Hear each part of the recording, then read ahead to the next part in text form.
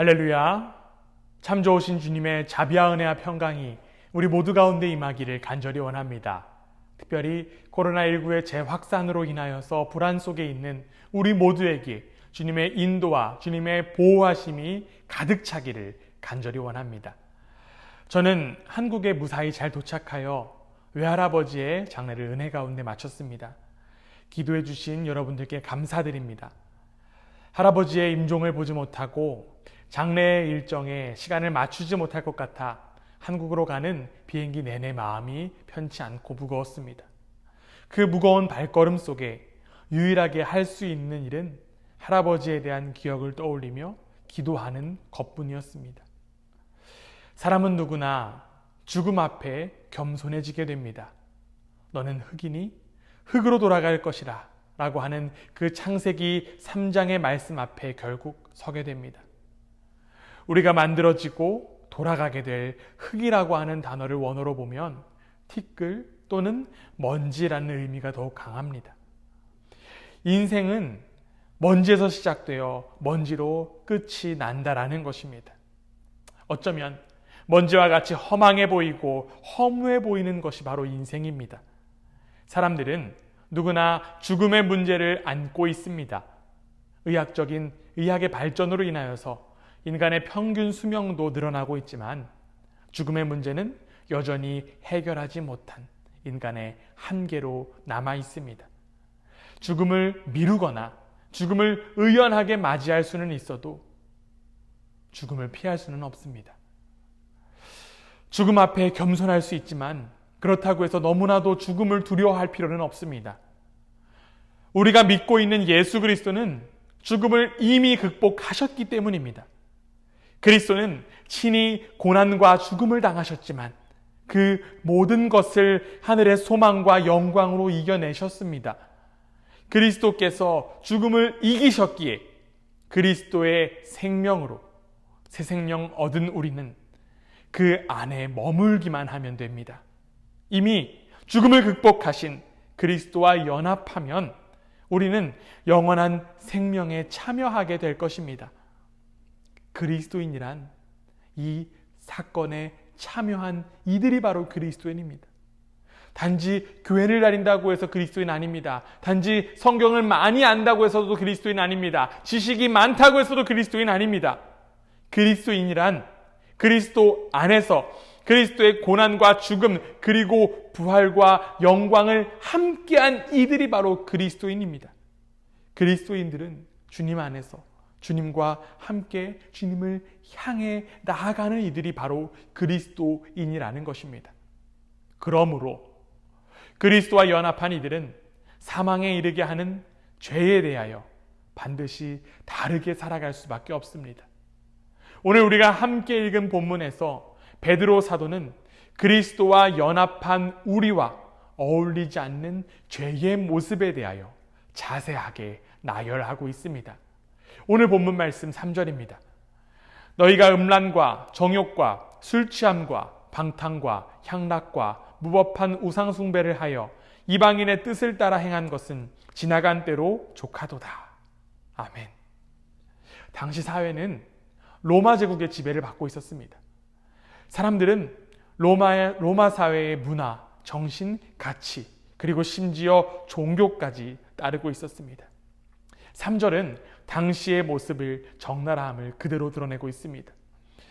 성적인 죄악인 음란과 정욕, 술과 관련된 술 취함과 방탕과 향락, 마지막으로 우상 숭배까지 베드로 사도는 점진적으로 사람들의 죄악된 모습을 드러냅니다. 당시 사람들은 쾌락과 탐욕과 환락에 빠지는 일이 당연한 것처럼 살았습니다. 너도 나도 할 것 없었습니다. 그 가운데 가장 큰 문제는 이러한 것들에 중독되고 얽매이다 보니 정신이 팔리게 되고 결국 하나님보다 다른 것들, 자신도 모르게 숭배하게 되고 더 사랑하게 되었다라는 것입니다. 제임스 스미스라고 하는 신학자는 습관이 영성이다라고 하는 책에서 이렇게 이야기합니다. You are what you love. 당신이 사랑하는 바가 바로 당신이다. 그는 인간이란 무언가를 추구하고 사랑하는 존재라고 정의하면서 우리의 바람과 갈망과 욕망이 우리의 정체성의 핵심을 차지한다라고 이야기합니다. 우리는 생각하고 계획한 대로 살아가는 것이 아니라 원하고 욕망한 대로 살아간다라고 이는 이야기하고 있는 것입니다. 음란과 정욕과 술 취함과 방탕과 향락을 추구하고 그것들을 사랑하다 보니 결국 그 모습이 우상 숭배가 되어버린 것입니다. 하나님보다 다른 것들을 사랑하게 되어버렸습니다. 그러나 이는 단지 그 당시 사람들만의 모습은 아닙니다. 음란과 정욕과 술 취함과 방탕과 향락이 당연하다고 여기는 시대는 지금도 여전히 계속되고 있기 때문입니다. 세상의 풍조 속에 옳고 그름을 분별하지 못하고 좋은 게 좋은 것이라며 따라가는 삶의 방식, 우리에게도 있습니다. 노출된 매체들을 통하여 자연스럽게 흡수된 사상과 가치가 우리를 지배합니다. 하나님이 아닌 스타로 불리는 연예인들이나 유명인들, 쾌락, 돈, 명예, 권력, 그것들을 숭배하는 모습들이 바로 우상 숭배입니다. 무엇이 죄인지도 모른 채, 무엇이 하나님과 멀어지게 하는 것인지도 모른 채, 무엇이 사망에 이르게 하는 것인가에 대해서도 모른 채 죄악들을 갈망하고 사랑하고 있습니다. 그 마음에 더 이상 하나님께서 들어오실 공간이 없습니다. 하나님을 경외하는 모습, 즉 하나님의 살아계심을 인정하는 모습 없습니다. 여러분은 무엇을 사랑하고 여러분은 무엇을 욕망하며 살아가십니까? 여러분이 사랑하고 여러분이 욕망하는 그것이 바로 여러분입니다. 자신도 모르게 지배되어 버린 생각과 가치에서 벗어나 하나님의 뜻을 따르는 삶이 되기를 주님의 이름으로 부탁드립니다. 3절에서 베드로 사도가 이야기하듯이 하나님의 뜻을 따르지 않는 것들은 지나간 때로 족하다라고 합니다. 이제 충분합니다. 이제는 그만둘 때가 되었습니다. 이제는 돌아갈 때가 되었습니다. 이제는 회개할 때가 되었습니다. 하나님보다 사랑하고 갈망하는 것들 버리고 오직 그리스도 안에 거하는 우리 모두가 되기를 주님의 이름으로 간절히 원합니다. 이렇게 죄에 대하여 달라진 삶을 살아가다 보면 그 모습을 누가 가장 먼저 알아차리실까요? 바로 하나님이십니다. 하나님께서 가장 먼저 인정해 주실 것입니다.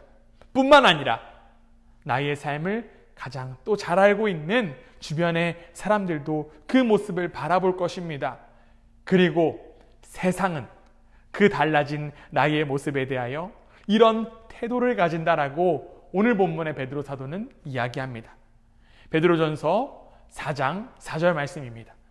이러므로 너희가 그들과 함께 그런 극한 방탕에 다름질하지 아니하는 것을 그들이 이상히 여겨 비방하나 고난과 죽음을 이기신 그리스도와 연합한 그리스도인들의 삶에 관하여 베드로 사도는 세상이 그들을 이상히 여기고 비방한다라고 이야기합니다.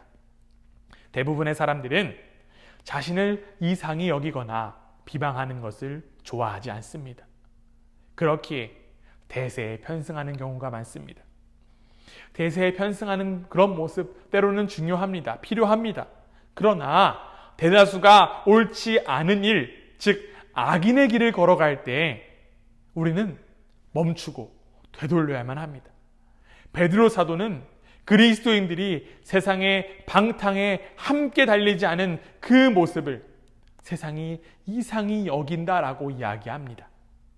여기에 이상히 여기다 라고 하는 표현을 헬라어 원어로 찾아보면 크세니조라고 하는 표현입니다. 그런데 이 크세니조라고 하는 표현을 조금 더 어원을 찾아보면 크세노스라고 하는 어원을 가지고 있습니다. 그런데 이 크세노스라고 하는 어원은요, 낯선 사람이라고 하는 의미입니다. 우리가 오늘 함께 나누고 있는 말씀의 제목, 낯선 사람들에게. 그 낯선 사람. 사실 우리는 함께 계속적으로 베드로전서를 나누면서 이 낯선 사람에 대한 개념을 계속적으로 접하고 있고 이해하고 있습니다. 베드로 사도는 베드로전서 1장 1절에서부터 흩어져 사는 나그네들이라고 하는 표현으로 시작하여서 낯선 이들에게, 낯선 사람들에게 편지를 보내고 있습니다. 우리는 계속해서 베드로전서의 말씀을 나누기 때문에 낯선 사람에 대한 내용도 익숙하지만 뿐만 아니라 무엇보다 낯선 사람으로 사는 것에 대하여 우리 모두는 너무나도 잘 알고 있습니다. 제가 경험한 일입니다. 젊은 나이에 간호사로 이제 오스트리아에 오셔서 긴 인생을 사신 분과 함께 카페에 가서 이야기를 나눈 적이 있습니다. 지금도 왕성하게 활동하시는 분이 이제 함께 카페에 가서 이제 음료를 시키려고 하는데 직원이 그분에게 와서 어떤 음료를 마실 거냐고, 어떤 메뉴를 고를 거냐고 물어봤습니다. 그런데 그 물어본 언어가 무엇인지 아십니까? 독일어가 아니라 영어였습니다. 직원은 당연하듯 영어로 질문했습니다. 그 모습을 보고 그 오랫동안 사셨던 우리 어른분은 이런 이야기를 하셨습니다. 내가 여기에 이렇게 오래 살고 국적도 오스트리아 사람이지만 난 결국 외국인이야. 겉으로 보여지는 외모가 다르기에 우리 모두는 이 땅에서 낯선 사람으로 살고 있습니다. 낯선 사람으로 살기에 늘 정착민에 비해 취약합니다. 그래서 사회가 무질서해지거나 혼돈에 빠지면 가장 먼저 공격의 타겟이 되는 것이 바로 우리 낯선 사람의 운명입니다. 외국에서 낯선 사람으로 살고 있는 우리는 베드로 사도가 이야기하고 있는 낯선 사람, 즉 이상히 여기는 이들에 관하여 조금 더 이해하기 쉽습니다. 우리의 외모가 다르기 때문에 낯선 사람으로 여기듯, 우리의 말이 다르기 때문에 낯선 사람으로 여기듯, 무언가가 다르기에 세상은 그리스도인을 낯선 사람으로 여긴다라는 것입니다. 그렇다면 그 무언가가 무엇일까요? 우리를 낯선 사람으로 여기는 그 무언가가 무엇인가요? 다른 무언가는 앞서 이야기한 세상의 방탕에 동조하여 함께 달리지 않는 모습입니다. 세상은 욕망과 죄악의 끝을 향해 달리고 있지만 그리스도로 말미암아 생명을 얻은 그리스도인은 그 길을 함께 달리지 않습니다. 모두가 걷는 죄악의 길을 걷지 않습니다. 이는 반대로 우리에게 이런 질문을 던집니다. 세상은 우리를 얼마나 낯선 사람으로 여기는가? 세상은 여러분을 얼마나 낯선 사람으로 여깁니까? 만약 세상이 여러분을 낯선 사람으로 여기지 않는다라고 하면 감히 저는 이렇게 이야기하고 싶습니다. 여러분 그리스도인 아니에요. 세상이 여러분들 한 사람 한 사람을 낯선 사람으로 여기지 않는다라고 하면 여러분 그리스도인 결코 아닙니다. 만약 여러분이 세상과 똑같은 모습으로 살아가고 있다면 그리스도의 십자가와 고난과 죽음은 여러분에게 아무런 의미가 없는 것입니다. 그러나 안타깝게도 많은 그리스도인들이 세상에 낯선 사람으로 살지 못합니다. 세상과 똑같은 모습, 세상의 방식대로 살아갑니다. 이는 개개인의 삶에서도 찾아볼 수 있지만 안타깝게도 주님의 몸을 이루는 교회도 역시나 세상과 똑같은 모습을 가지고 있습니다. 왜 그럴까요? 교회가 세상의 방식과 세상의 성공을 모델로 삼기 때문입니다. 그리스도의 십자가 복음이 교회와 신앙의 중심이 되어야 하는데 오히려 기업의 마인드가 지배하게 되어버렸습니다. 생명보다는 이익에 더욱더 집착하다 보니 세상은 교회를 이익 집단으로 바라보게 되었습니다. 가장 안타까운 것은 교회 내 성도들도 자신들이 이익 집단이 되어버렸다는 것도 모른 채 이익 집단의 모습을 추구하고 있다라는 것입니다. 어디서부터 잘못된 것일까요? 이는 분명 예수 그리스도의 모습과는 거리가 먼 모습입니다. 그리스도의 십자가와 고난과 죽음을 제대로 바라보지 못한 모습입니다. 이는 마치 지금 편지를 보내고 있는 베드로의 과거의 모습과 비슷합니다.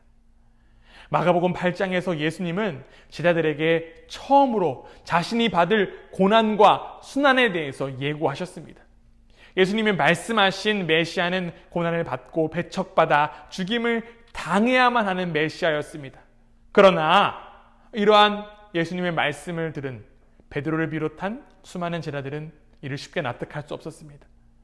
그들이 기다리던 메시아는 하나님의 대리자로서 영광스러운 메시아, 왕위에 등극하실 그리스도였기 때문입니다. 그래서 예수님께서 자신의 순환을 예고하시자 베드로는 오히려 예수님께 대들기 시작합니다. 마가복음 8장 22절에 보면 베드로가 예수님께 항변했다라고 합니다. 여기에 항변하다라고 하는 표현을 헬라어 원어로 보면 꾸짖다라고 하는 의미에 더 가깝습니다. 자신들이 기대한 메시아의 모습이 아니자 제자 베드로는 감히 스승이신 예수님을 꾸짖는 일까지 벌이게 된 것입니다. 예수님을 꾸짖기 이전에 베드로의 모습을 보면 이 모습이 얼마나 더 황당하고 어리석은 모습인지를 우리는 확인할 수 있습니다. 베드로가 예수님께 대들기 전 27절 이하에 따르면 예수님은 제자들에게 사람들이 나를 누구라고 하느냐라고 물어보시는 장면이 나옵니다. 그 질문에 베드로가 이렇게 대답합니다. 마가복음 8장 29절입니다. 또 물으시되 너희는 나를 누구라 하느냐? 베드로가 대답하여 이르되 주는 그리스도이시니이다 하매. 예수님에 대하여 이보다 더 정확한 대답은 없을 것입니다. 그러나 후에 예수님을 꾸짖었던 베드로의 모습을 보아 겉으로는 제대로 대답할 수 있었지만 그의 대답은 진정한 의미를 모른 대답이었던 것입니다. 우리는 베드로의 모습을 보며 참 한심하다라고 손가락질하기보다 이제는 우리의 모습을 돌아보는 계기가 되기 원합니다. 베드로의 모습은 마치 예배가 가득한 현재 교회와 성도들의 모습과 비슷합니다. 그리스도의 십자가와 죽음을 제대로 바라보지 못하고 여전히 세상의 방식과 세상의 가치로 예수님을 믿고 있지는 않습니까? 주님께 순종해야 하지만 오히려 주님을 가르치려고 하고 있고 심지어 주님을 꾸짖는 모습이 저와 여러분 가운데 있지 않은지 돌아보기 원합니다. 주님께서 잘 모르셔서 그래요. 요즘 다 그렇습니다. 요즘 트렌드가 그렇습니다. 요즘 유행이 그렇습니다. 주님, 다른 사람들도 다 그렇게 해요. 이렇게 하다가 세상에서 따돌림 당하기 너무 쉽습니다. 이제는 제 마음대로 할게요. 세상의 가치와 기준으로 주님을 바라보던 베드로는 결국 제대로 주님을 만나게 되었고 그의 삶은 돌이키게 되었고 이제는 흩어진 나그네들에게 편지를 보내고 이어 그 편지는 우리에게까지 전해졌습니다. 그리고 그는 이렇게 권면합니다. 세상에서 낯선 사람이 되십시오. 이제는 우리의 차례입니다. 혹여나 아직도 그리스도를 내 꿈과 야망을 위해 믿고 있다라고 하면 돌이키기 원합니다. 회개하기 원합니다. 예수 그리스도께서 결코 여러분의 야망과 욕심을 위해 십자가의 길을 걸어가지 않으셨고 죽음을 당하지 않으셨습니다. 그리스도의 심장으로 살아가는 이들의 삶은 그리스도의 모습이 드러날 수밖에 없습니다. 그리스도의 생명으로 새 생명 얻은 이들은 그리스도의 생명을 드러낼 수밖에 없습니다. 주님께서 걸어가신 길은 자기를 부인하고 십자가를 지는 길이었습니다. 자신의 목숨과 번영을 구하는 길과 십자가의 길은 결코 공존할 수 없습니다. 세상의 가치에 따라 자기 욕망이 이끄는 대로 사는 사람은 모든 것을 잃게 되지만 자기 주도권을 내려놓고 주님이 가신 길을 뒤따르는 사람은 모든 것을 얻게 될 줄 믿습니다. 그리스도와 연합하여 그리스도의 고난과 죽음의 길을 따라가는 삶은 결코 쉽지 않습니다. 그 길을 걸어가는 나도 충돌할 뿐만 아니라 세상의 손가락질과 비난이 계속될 것이기 때문입니다. 그것이 바로 우리가 감당해야 될 고난이고 우리가 짊어져야 할 십자가입니다. 고난이 심하다고 해서 여러분들 결코 그 길을 포기하지 마시기 바랍니다. 그 길 끝에 분명 하나님의 심판이 있습니다. 베드로 사도는 이렇게 전합니다. 베드로전서 4장 5절 말씀입니다. 그들이 산 자와 죽은 자를 심판하기로 예비하신 이에게 사실대로 고하리라. 아멘. 결국 우리 인생의 종착지에는 심판주 하나님께서 서 계십니다. 불신자이든 신자이든 하나님을 알든 모르든 모든 사람은 심판자이신 하나님 앞에 서게 될 것입니다. 이를 히브리서 9장 27절에서는 이렇게 이야기합니다. 한 번 죽는 것은 사람에게 정해진 것이요 그 후에는 심판이 있으리니. 아멘. 최종적인 결산의 시간과 그 결산의 심판을 하실 하나님께서는 이미 모든 준비가 되어 있으십니다. 제가 이번에 한국에 입국하면서 하게 된 것이 바로 코로나 검사였습니다. 그런데 코로나 검사를 받는 사람들의 모습을 보면서 이게 누구에게나 해당하는 일이겠구나라고 볼 수 있었습니다. 한국에 입국한 모든 사람들이 다 거쳐야 되는 과정이었습니다. 한국인이든 외국인이든 또한 자가격리 면제자이든 직업이 어떻든 간에 상관없었습니다. 모두가 검사를 받아야만 했습니다. 마찬가지입니다. 한 명도 예외 없이 모든 사람은 하나님 앞에 반드시 직면할 것입니다. 언제 올지 아무도 모르는 그날, 우리는 하나님 앞에서 어떤 모습 가지게 될까요? 그 앞에서 변명하느라 쩔쩔매고 있을까요?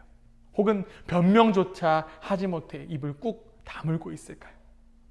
하나님께서는 우리에게 모든 선한 것들을 허락해 주셨음에도 불구하고 하나님께 감사하지 못하고 도리어 하나님께서 허락해 주신 것들을 남용하고 악하게 사용하고 썩히고 더럽히고 허망한 일에 낭비한 그 삶을 하나님께서는 반드시 심판하십니다. 그리고 그에 대한 대가를, 책임을 우리는 반드시 지게 될 것입니다. 이제 선택은 우리에게, 여러분께 달렸습니다. 언제까지 세상 사람들의 기분에 맞추며 악의 길을 함께 내달릴 것입니까? 이제는 베드로 사도처럼 돌이키기 원합니다. 그리고 세상에서 낯선 사람으로 살아가는 우리 모두가 되기 원합니다. 우리의 정체성은 낯선 사람입니다. 세상에 결코 편안해하지 않는 삶이 되기를 원합니다. 비록 그 길이 고난과 십자가의 길일지라도 우리에게 영원한 생명을 허락하는 길임을 인정하고 그 길을 동행하시는 성령 하나님과 함께 기쁨으로 걸어가는 우리 모두가 되기를 원합니다. 마지막 하나님의 심판대 앞에 섰을 때 하나님의 품에 안기는 하나님의 귀한 자녀가 되기를 주님의 이름으로 부탁드리고 간절히 원합니다. 아멘.